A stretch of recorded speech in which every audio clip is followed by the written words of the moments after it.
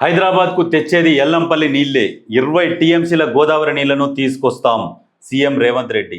హైదరాబాద్కు తాగునీరు అందించే గోదావరి ఫేజ్ 2-3 ప్రాజెక్టు శంకుస్థాపన చేసిన సీఎం రేవంత్ రెడ్డి పక్కన మంత్రులు వివేక్, వెంకటస్వామి, శ్రీధర్బాబు, పొన్నం. ఈ రాష్ట్రంలో ఎక్కడ నీళ్ళొచ్చినా కాళేశ్వరం వేనని చెప్పుకోవడం కొందరికి అలవాటైంది. నిజంగా ఇది వాస్తవమే. ఎక్కడ పోయినా కాళేశ్వరం నీళ్ళు అంటారు. అసలు కాళేశ్వరానికి నీళ్ళు ఎక్కడి అంటే మళ్ళీ గోదావరి నీళ్ళు అని చెప్పరు. మళ్ళీ మహారాష్ట్ర నుంచి వస్తున్నాయని కూడా చెప్పరు. తుమ్మిడిహెట్టు వద్ద ప్రాజెక్టు కోసం త్వరలో మహారాష్ట్ర సీఎంను కలుస్తాం. అక్కడ కడితే ఆదిలాబాద్లో 1.5 ఎకరాలకు నీళ్లు. చేవెళ్ల, వికారాబాద్, తాండూరు, పరిగితో పాటు కొడంగల్కు గోదావరి జలాశయాలు తరలిస్తాం. కాంగ్రెస్ హయాంలోనే సిటీకి కృష్ణా గోదావరి నీళ్లు. హైదరాబాద్ తాగునీటి సమస్యే కాదు, నల్గొండ జిల్లా ఫ్లోరైడ్ సమస్యను తీరుస్తామని వెల్లడి. గండిపేట వద్ద Godavari phase 2-3 Neopolis water supply and sewerage ప్రాజెక్టుల శంకుస్థాపన. అర్థమైందా? ఇప్పుడు మహారాష్ట్ర సీఎంని కలిసి అక్కడ తుమ్మిడిహెట్టు వద్ద ప్రాజెక్టు కడతారు. కడితే అక్కడ నుంచి ఏమవుతుందంటే ఇక్కడెక్కడ చేవెళ్ళ, వికారాబాద్, తాండూరు, పరిగితో పాటు కొడంగల్ కూడా గోదావరి జలాలు అందుతాయి. కొడంగల్ మొత్తం ఆ ఏరియా మొత్తం.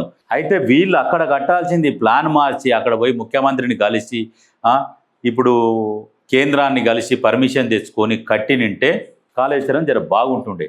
అవన్నీ వదిలేసి వీళ్ళకి నచ్చిన కాడ ప్రాజెక్టు కట్టుకొని వీళ్ళకు భూములు ఎక్కడెక్కడైతే నీళ్లు బారుతాయో వీళ్ళు ఇంజనీర్లను పెట్టుకొని ఈ పలానా ఏరియాకు వారాలి, పలానా ఏరియాకు వారాలి, ఎంత హైట్లో కట్టుకోవాలని వీళ్ళు సొంతంగా డిజైన్ చేసుకున్న ప్రాజెక్టు కాళేశ్వరం ప్రాజెక్టు. అది పనికి రాకుండా పోయింది.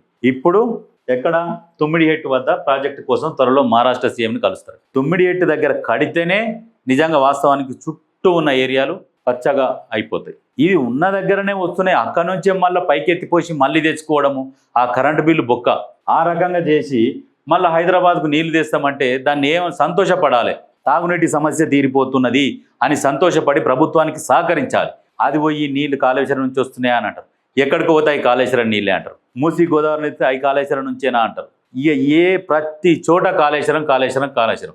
ఎందుకంటే వాళ్ళు కట్టిన ప్రాజెక్టుని ప్రతిసారి ఒట్టిగా గొప్పలు చెప్పుకుంటూ పోవాలి. ప్రజలకి ఏంటంటే ప్రతి ఒక్కరికి అవగాహన ఉండదు పాపం. నిజంగా ప్రతి ఒక్కరికి, కొంతమందికి ఉంటుంది, కొంతమంది తెలియని వాళ్ళు ఏం చేస్తారంటే ఇప్పుడు ఇంకా వేరే వేరే జిల్లాలలో ఉంటారు, మారుమూల ప్రాంతాలలో ఉంటారు.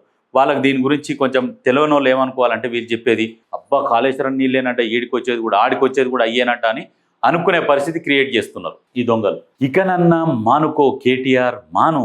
తెలంగాణ అభివృద్ధికి జర సహకరించు. నిన్ను కూడా ప్రజలు గుర్తుపెట్టుకుంటారు. ఎంతసేపటికి ప్రభుత్వం మీద విమర్శలే ముఖ్యం కాదు.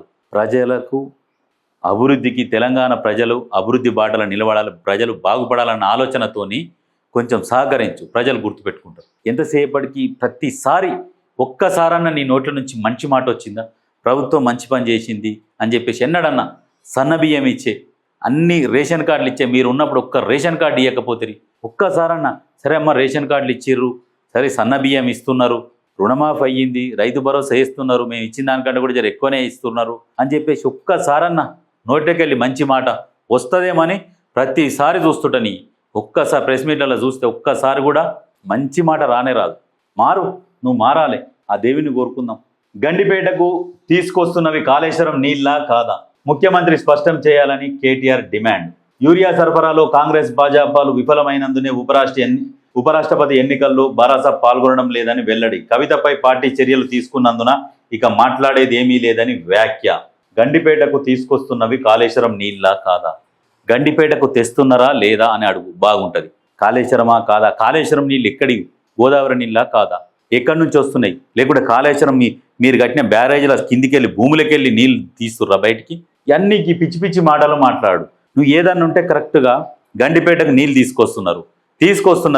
ఇప్పుడు హైదరాబాద్ నగర వాసులకు తాగునీరు కష్టాలని తొలగించే బాధ్యత ముఖ్యమంత్రి తీసుకున్నాడు.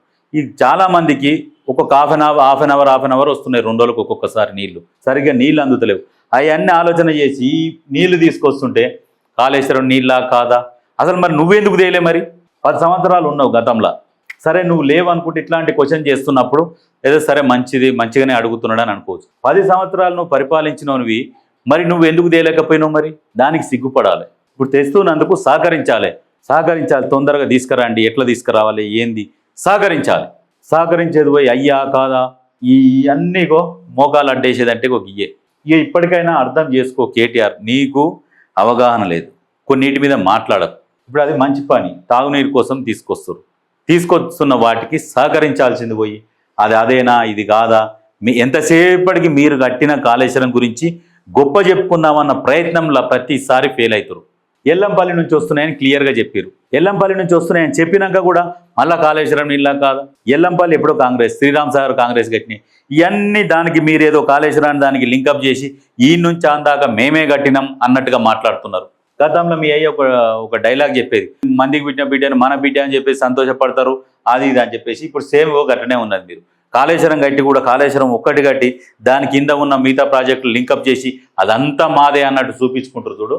ఇగో అది సేమ్ ఆ డైలాగ్ మీకు వర్తిస్తుంది. మీరు అది కాదు మాట్లాడాల్సింది. ఎంతసేపటికి నీళ్ళు ఎట్లా తీసుకొస్తున్నారు, ఎక్కడికి వెళ్ళి తీస్తున్నారు, దాని ఖర్చు ఎంత, దాని గురించి అడగాలి.